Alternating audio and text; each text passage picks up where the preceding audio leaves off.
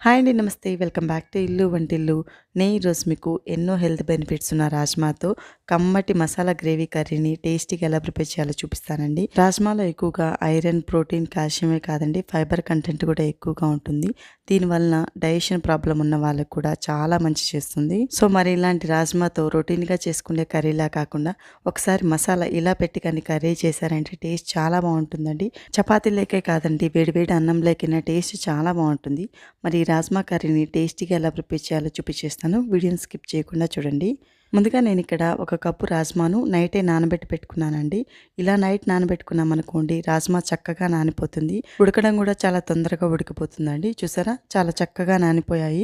మీరు ఎప్పుడు కూడా కర్రీ చేసుకోవాలంటే ఇలా నైట్ నానబెట్టి పెట్టుకోండి. కర్రీ చేసుకోవడం చాలా ఈజీ అవుతుంది. ఇలా నానబెట్టుకున్న రాజ్మాను ఒక ప్రెషర్ కుక్కర్ తీసుకొని ఇందులోకి వేసుకోవాలండి. రాజ్మాను ఎప్పుడూ కూడా ప్రెషర్ కుక్కర్లోనే ఉడికించుకోవాలి. అప్పుడే చక్కగా ఉడుకుతుంది. అలాగే ఇందులోకి ఒక 2 గ్లాసుల దాకా వాటర్ యాడ్ చేసుకోవాలి. అలాగే ఒక 2 బిర్యానీ ఆకులు, కొద్దిగా దాల్చిన చెక్క, ఒక ఇలాచి, ఒక 3 లవంగాలు కూడా వేసుకున్నారంటే మనకు కర్రీ టేస్ట్ అనేది ఫ్లేవరబుల్గా చాలా బాగుంటుంది. అలాగే ఇందులోకి సరిపడా సాల్ట్ కూడా యాడ్ చేసుకోవాలి. 1 table spoon salt, 1 table spoon నెయ్యి కూడా యాడ్ చేసామనుకోండి మనకి టేస్ట్ చాలా బాగుంటుంది. ఇప్పుడు ప్రెషర్ కుక్కర్ మూత పెట్టుకుని స్టవ్ను మీడియం ఫ్లేమ్లో పెట్టుకుని కనీసం ఒక 5 విజిల్స్ వచ్చేంత వరకు ఉడికించుకోవాలి. రాజ్మా ఉడకడానికి కొద్దిగా టైం పడుతుందండి. సో కనీసం 5 విజిల్స్ మీడియం ఫ్లేమ్లో వస్తేనే మనకు రాజ్మా చక్కగా ఉడుకుతుంది. చూసారా 5 విజిల్స్ వచ్చిన తర్వాత పూర్తిగా ప్రెషర్ అంతా కూడా పోయిన తర్వాత మూత ఓపెన్ చేసి చూపిస్తున్నాను. ఇప్పుడు రాజ్మా ఉడికిందో లేదో ఒకసారి చెక్ చేసుకుందాం. చూసారా రాజ్మా అయితే చక్కగా ఉడికిపోయిందండి. ఇప్పుడు వీటిని పక్కన పెట్టుకొని ఇందులోకి కావాల్సిన మసాలా ఎలా ప్రిపేర్ చేసుకోవాలో చూపిస్తాను.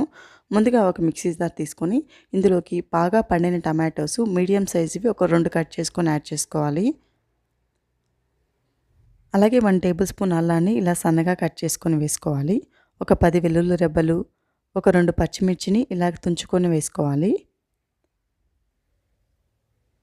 అలాగే మనకు కర్రీ గ్రేవీ అనేది థిక్‌గా కావాలి అంటే ఒక చిన్న ఉల్లిపాయను కట్ చేసుకొని వేసుకున్నామంటే గ్రేవీ అనేది చాలా బాగుంటుంది. ఇప్పుడు మూత పెట్టుకొని మెత్తగా పేస్ట్ చేసుకోవాలి. ఎక్కడా కూడా బరక అనేది లేకుండా స్మూత్ పేస్ట్ లాగా మిక్సీ పట్టుకోవాలి. చూసారా ఈ విధంగా స్మూత్ పేస్ట్ లాగా మిక్సీ పట్టుకొని పక్కన పెట్టుకొని ఇప్పుడు కర్రీ ఎలా ప్రిపేర్ చేయాలో చూపిస్తాను. ముందుగా స్టవ్ పైన ప్యాన్ పెట్టుకొని ఒక 3 టేబుల్ స్పూన్స్ ఆయిల్ వేసుకోవాలి. ఆయిల్ కొద్దిగా హీట్ అయిన తర్వాత ఇప్పుడు ఇందులోకి 1 టేబుల్ స్పూన్ జీలకర్ర, అలాగే ఇందులోకి ఒక చిటికెడు ఇంగువ వేసుకున్నాం అనుకోండి కర్రీ టేస్ట్ అనేది చాలా బాగుంటుందండి. ఇవన్నీ కొద్దిగా ఇలా ఫ్రై చేసుకున్న తర్వాత ఇప్పుడు ఇందులోకి ఒక పెద్ద సైజు ఉల్లిపాయను చాలా ఫైన్గా చాప్ చేసుకొని యాడ్ చేసుకోవాలి. కొద్దిగా కరివేపాకు కూడా వేసుకొని ఉల్లిపాయ మంచిగా కలర్ చేంజ్ అయ్యేంత వరకు ఫ్రై చేసుకోవాలి. కనీసం ఒక 2-3 నిమిషాలు ఇలా ఫ్రై చేసుకున్నాం అనుకోండి ఉల్లిపాయ చక్కగా ఫ్రై అయిపోతుంది. చూడండి ఒక 2-3 నిమిషాల తర్వాత ఉల్లిపాయ అయితే బాగా ఫ్రై అయిపోయింది. ఇప్పుడు ఇందులోకి మనం మిక్సీ పట్టి పెట్టుకున్నాం కదా టమాటో పేస్ట్ మొత్తం కూడా వేసుకోవాలి. ఇప్పుడు గ్రేటర్ తీసుకొని ఉల్లిపాయలో ఈ టమాటో పేస్ట్ మొత్తం కూడా బాగా కలిసేలాగా ఈ విధంగా కలుపుకొని స్టవ్ని మీడియం ఫ్లేమ్లో పెట్టుకొని మూత పెట్టుకొని టమాటో చక్కగా మగ్గి ఆయిల్ అంతా కూడా పైకి తేలేంత వరకు ఫ్రై చేసుకోవాలి. చూసారా ఒక 4 నిమిషాల తర్వాత చూపిస్తున్నాను. టమాటోలోంచి ఆయిల్ మొత్తం కూడా ఈ విధంగా పైకి తేలితేనే కర్రీ టేస్ట్ అనేది చాలా బాగుంటుందండి. ఇప్పుడు గ్రేట్తో ఒకసారి బాగా కలుపుకొని ఇప్పుడు ఇందులో కావాల్సిన మసాలాలు యాడ్ చేసుకుందాం. నేను ఇక్కడ 1.5 టేబుల్ స్పూన్ దాకా కారం యాడ్ చేసుకుంటున్నానండి. మనం టమాటో మిక్సీ పట్టుకునేటప్పుడు ఒక 2 పచ్చిమిర్చి వేసాం కదా, సో నేను ఇక్కడ తీసుకున్న కారం అయితే నాకు పర్ఫెక్ట్గా సరిపోయిందండి. మీ స్పైసీనెస్కి తగ్గట్టు మీరు కొద్దిగా యాడ్ చేసుకోవచ్చు.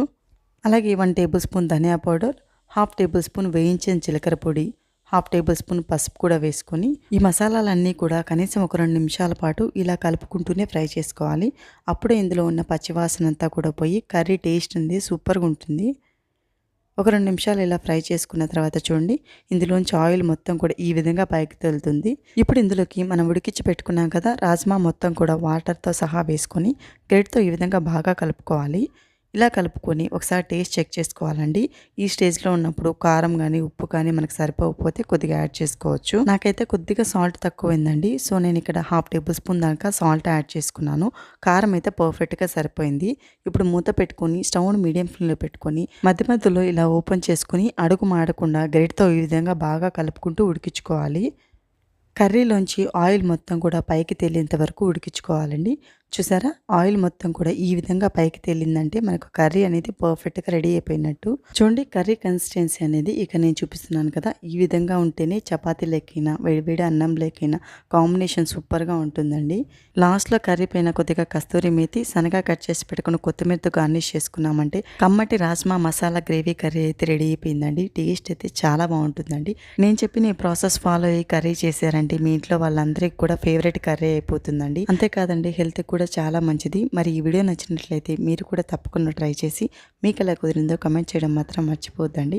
అలాగే మరెన్నో simple and tasty healthy recipes కోసం మన ఇల్లు వంటిలో ఛానల్‌ని ఒక లైక్ చేసి సబ్స్క్రైబ్ చేసుకోవడం మర్చిపోవద్దండి. మీ ఫ్రెండ్స్ అండ్ ఫ్యామిలీ మెంబర్స్‌కి షేర్ చేయండి. Thank you for watching.